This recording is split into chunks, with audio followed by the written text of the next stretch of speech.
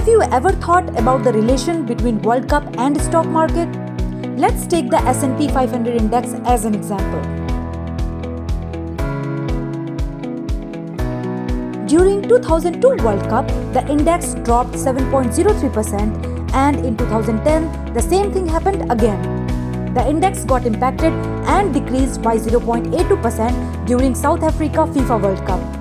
In this chart, we can also see the performances of the S&P 500 in the other World Cup years. It seems like there is no direct relevance between the stock market and FIFA. But if you look into the facts behind the surface, you will find something you might not know.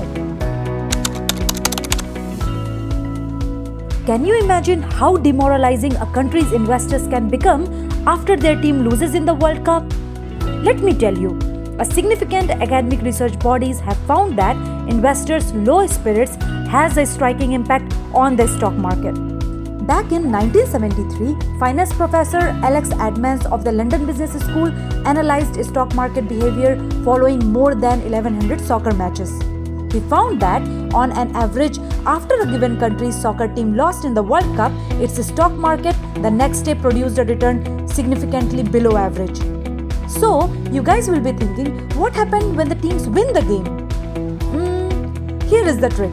Alex did not find a correspondingly positive effect for the stock markets when the team won the game. Another research led by economists from the European Central Bank and the Central Bank of the Netherlands found that stock market trading volumes fell by an average of 55% when a country's team was involved in a match. Similarly, in 2014, for the countries who participated in the World Cup, their stock market's trading volume dropped by 48% on an average.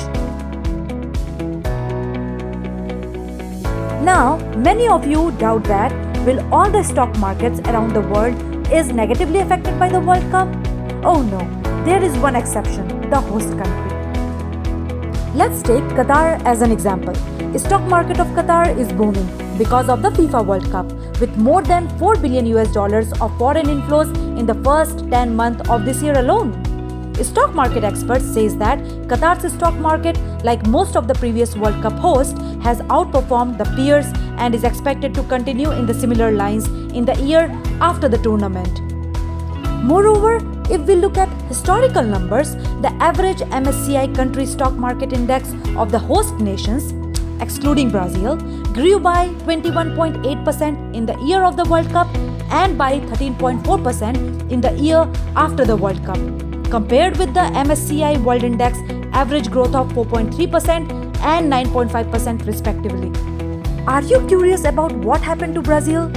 Brazil's MSCI index was declined by 34% in 2015 after the final match that happened in 2014. But this drop was mainly because of the domestic economic conditions, political crisis, and high inflation at that time.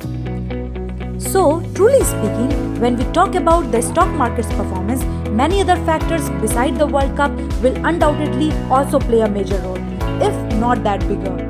But from the above stories, I would like to point out that our moods play a powerful role on our investment decisions.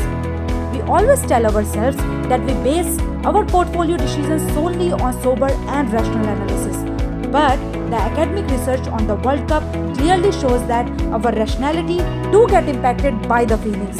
And that's the beauty of the human psychology.